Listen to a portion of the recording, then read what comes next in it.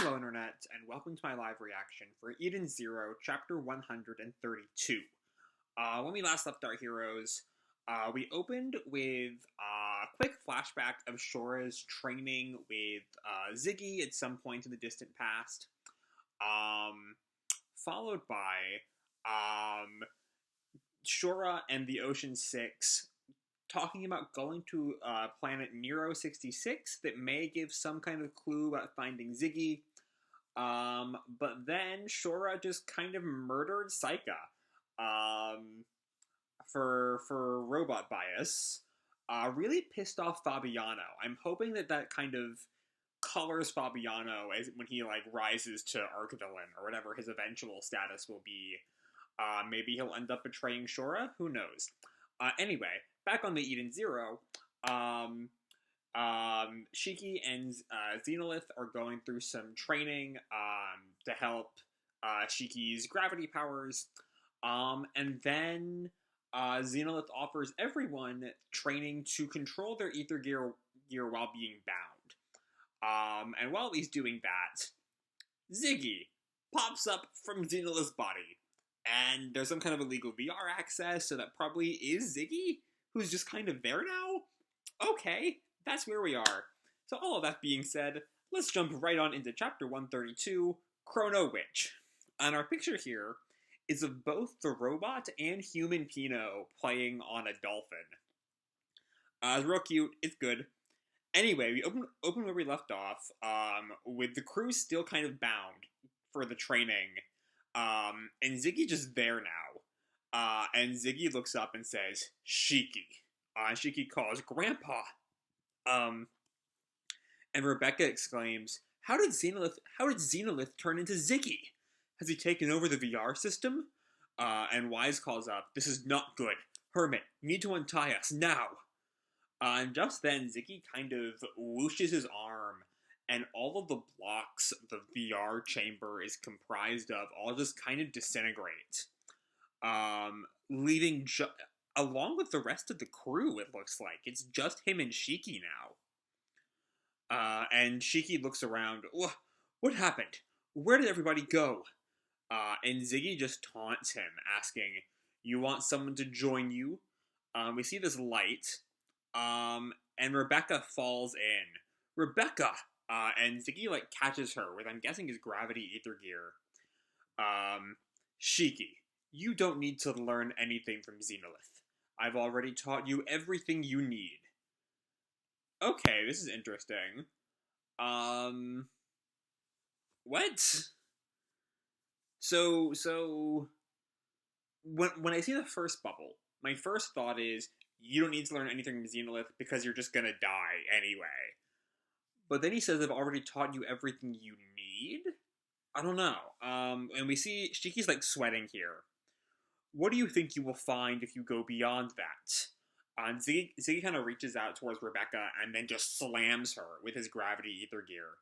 The path of gravity ultimately leads to absolute nothingness. Okay, I'm really interested to see how all this turns out. And he just keeps applying the pressure to Rebecca. I'm gonna guess that's not the real Rebecca, but I don't know if it's, I don't know why he would summon this kind of digital representation of her. But we see the pressure on her is so heavy that she's, cracking the ground beneath her. Shiki calls out, Stop! If you still want to follow that path, then allow me to show you. And we see Rebecca is still screaming as, the cracks start to widen. This happens when gravity is applied to the human body for a prolonged period.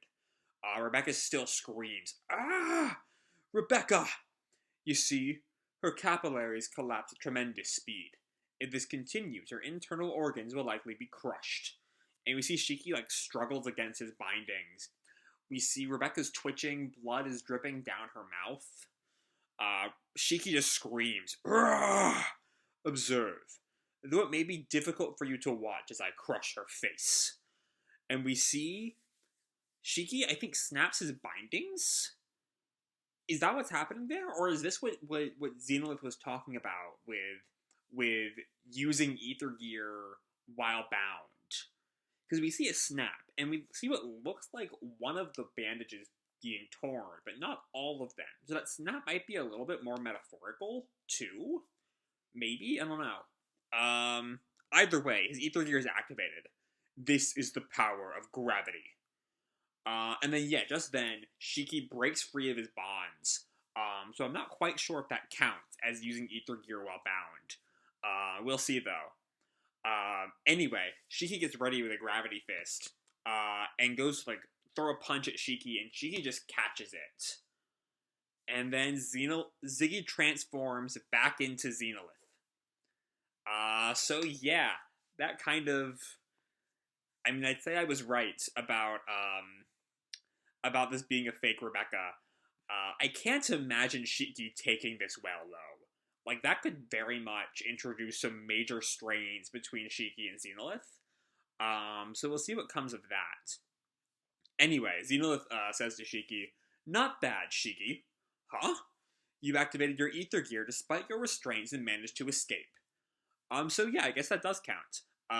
This was all just training. Ziggy's whole appearance was just training for this. Though that calls the question, what about last chapter's Hermit line about illegal VR access? What was that all about? I'm not... Maybe there's someone else in here.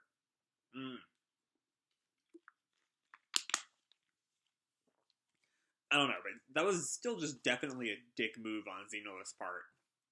Anyway, where were we? Not bad, Shiki. Huh? You activated your ether gear despite your restraints and managed to escape. And we see Rebecca and Homura are still there. Apparently, they didn't see any of that. As Rebecca exclaims, "Wow, how did you do that?" And Homura just smiles. I am truly impressed." And we see Shiki is stunned to see that they're still there, that they're back. Wise is still tied up in the sexy way from last chapter. So now just tie me up the normal way, right? Right? And Colleen looks at him. "The way you're tied up, it's creepy." And Chris snaps, "Stay away from Colleen, you pervert." And Shiki turns back to them. "Guys, huh? What's going on? I thought you..." And Xenolith turns to him. "We're in a virtual reality simulator, remember? I can show you any reality I like. Like this," he turns into Ziggy, "and this," he turns into Plu, "and this," with a couch po. "Then, Grandpa, and Rebecca. Holograms, made by yours truly. Sorry about that." And Shiki fumes. I hope this is not just like a quick gag, and it's actually something we can consider for a while. That is not funny. And then, Hermit, who is back in the real world. "I let it slide this time because I figured it out right away. But warn me next time. You freaked me out." That's interesting, though, because what she said last time was illegal VR access, right? I should still have it in my recently closed tabs. I can take a quick look at it. But I'm pretty sure she specifically said illegal access, but Xenolith didn't access it illegally. Yeah, illegal VR access, the second to last page. So what is that about? What's going on with that word choice? This is the official translation, I'm pretty sure. So it wouldn't just be, some translator who misinterpreted something. At least I wouldn't think so. I don't know. Anyway, Xenolith thinks, "Still, I can hardly believe it." And then we see Shiki is just so grateful to see Rebecca alive. "Rebecca, I'm so glad you're okay." "Shiki, you're suffocating me. Could you maybe stop clinging?" To think he would overcome those restraints so quickly. He is indeed... Sorry, that was a real cough. "He is indeed a worthy heir to Ziggy's power. Perhaps I can trust him with Magimek's ultimate secret technique, Black Sky." Okay. Has he trusted Ziggy with that technique for curiosity's sake? Is that something that could give him a one-up on Ziggy? Possibly? Who knows? Anyway, now, let us continue the training. And Clean, I too must undo these restraints. And Wise screams, "Whatever, just tie me up the normal way again. Musqui!" I guess Moscow is still, like, force palming the dummy from last time. And then anyway, they finally come out into the real world. Shiki just collapses. I'm pooped. Why is the old geezer trying to kill us or what? And Homura, I've not trained so well in quite some time. Oh, I was actually wrong up there. The I too must undo these restraints line, it was Homura, not Queen. Anyway. And Rebecca's just, like, passed out. And we're going to do this for 6 more days? And then we see Laguna, just, like, leaning on the wall, being too cool for school with his evil plan or whatever. Good work. And Clean kind of smiles at him. You should have trained with us too, Laguna Reno. What's that nickname, Clean? What?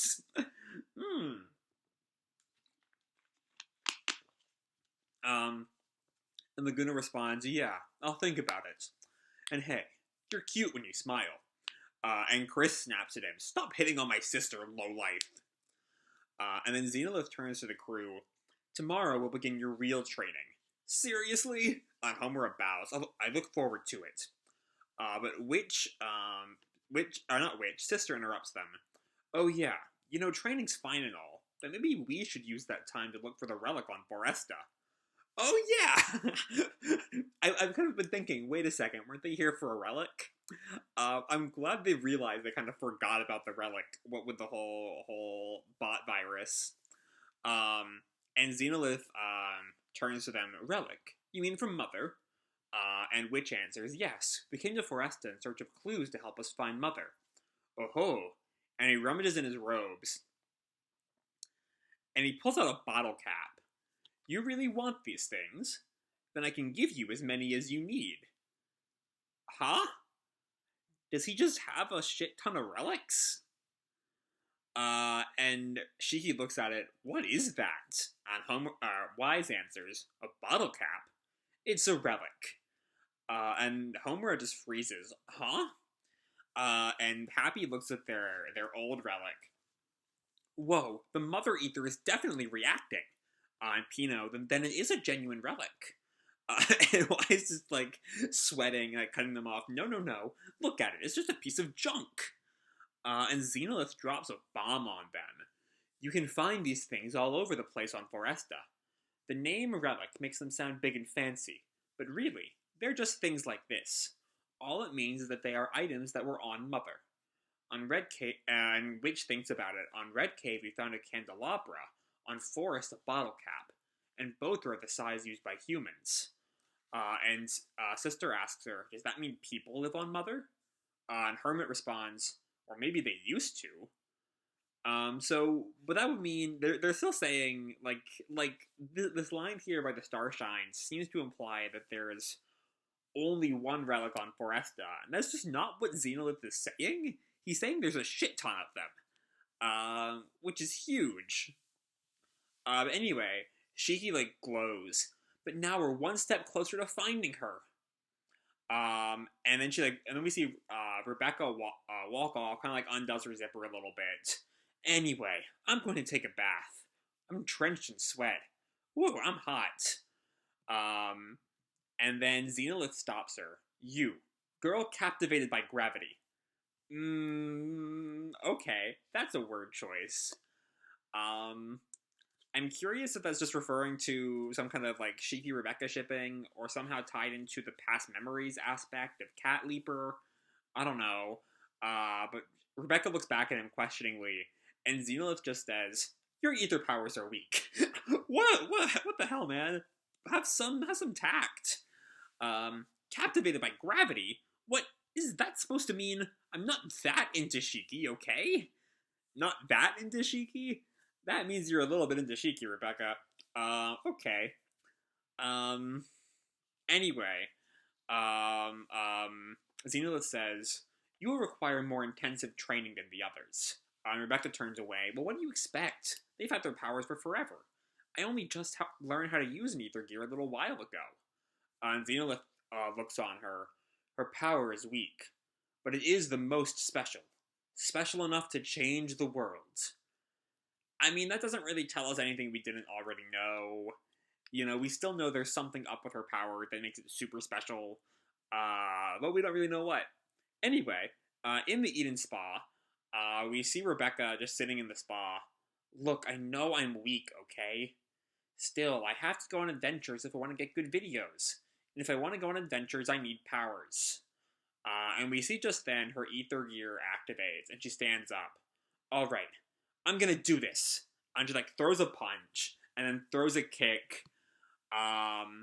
And then her kick is caught by someone's hand, and we see she's just, like, stunned. She was having this little, like, personal fuck yeah moment, and someone heard the whole thing. And it's Witch, who tells her, that's the spirit, Lady Rebecca. Witch! The water in this bath has ether activating powers. Soaking it in every day will cause your powers to increase will cause your powers to increase of their own accord. There we go. But training here will amplify that effect. You don't mean I do. You will train here in the bath every day, and with my help, Lady Rebecca, you will be a Chrono Witch. So Chrono Witch is about Rebecca. I'm ignoring the fact that it's very clearly set up for a bunch of fan service in the future. We'll deal with that later. I mean, even this chapter is full of fan service. These last few pages are full of fan service. Anyway, you will be a Chrono Witch. The Chrono there very clearly is referring to the rewind time aspect of her ether gear powers. But Rebecca's stunned then. A Chrono Witch? And then Rebecca just kind of, like, cuts through the tension, but you can at least take the mask off in the bath. Oh dear, how silly of me. And that is the chapter's end. Okay. So, I feel like Shiki's kind of given Xenolith cutting him too much slack. First thing I want to say is that, like, that's a really low blow, by Xenolith. Specifically, you know, acting like he was killing Rebecca, to get Shiki to activate his powers. I feel like there should be some tension there.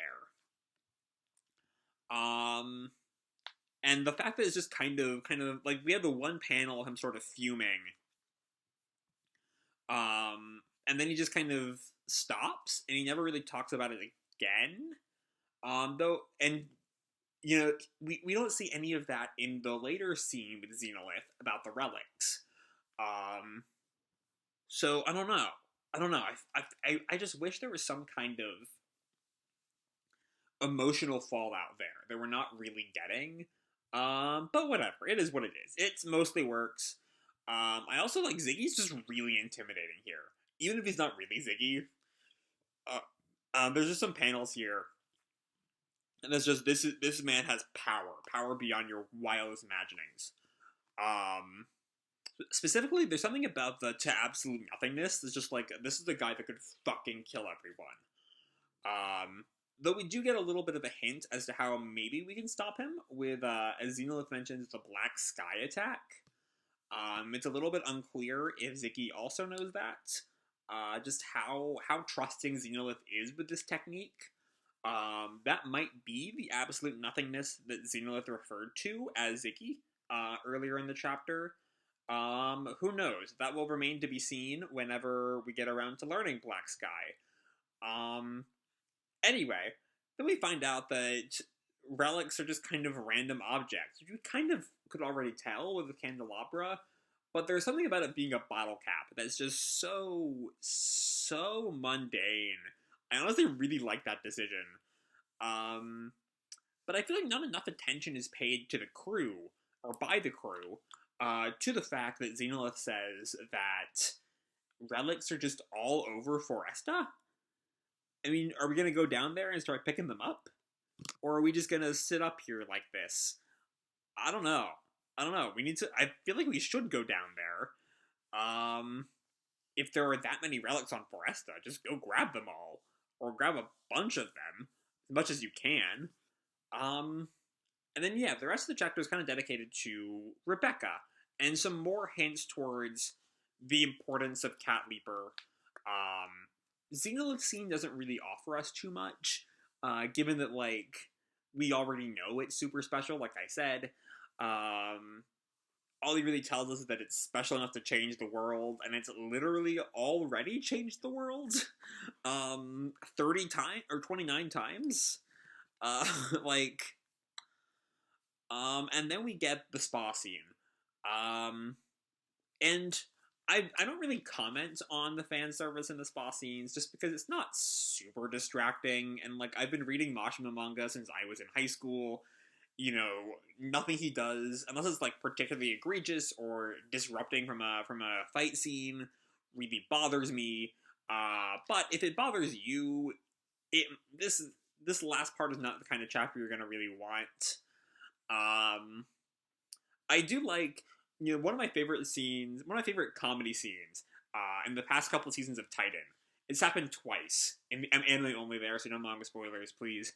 But specifically the scene when he finishes when Eren finishes flashbacking, spoilers for season 3, by the way, finishes flashbacking, through Eren Kruger and Grisha's life. And he just, like, dramatically says Shingeki no Kyojin, and then Hanji walks in, and she's like, "Are you just saying your name? What the fuck, man?" I just think that's a really great gag. Season 4 does it too at one point. And we see something not quite at that level here with Witch. But the same kind of vibe as she just, like, walks in on Rebecca's very private training session. I just think it's a really, really funny gag. But then we get the chapter title refers to Chrono Witch, which is something Rebecca can become. But Chrono obviously again refers to time, which is the basis of her true power. And then Witch might just be an aesthetic choice. Might be Witch likes witches, so if she's gonna train Rebecca, she's gonna become a witch. We don't really know. That all remains to be seen. So, by and large, I had some issues with this chapter. Again, I think like Xenolith gets let off the hook too easily, given how kind of scummy he is in the first half. Like, even if it was the right choice to get Shiki to break free of his restraints, Shiki should still hold on to some kind of grudge, I feel like. Like, that was a really, really scummy thing to do. And then, again, I really love the idea that relics are just so mundane. Anything that's had any contact with Mother at any point in its history is a relic. There's something just really... I like the kind of mundane in my sci-fi fantasy. So I'm big on that. And then, yeah, more promise of Rebecca getting stronger, which I am always on board with. Though, could take or leave the inherent fan service nature of her new training. We'll see how that all comes about. So anyway, that's all I have to say for this week's chapter. Hope you all enjoyed the chapter and the video itself. If you did, feel free to drop me a like or subscribe, you know. Do whatever makes you happy, you know. And remember, your life is your own, okay? Bye!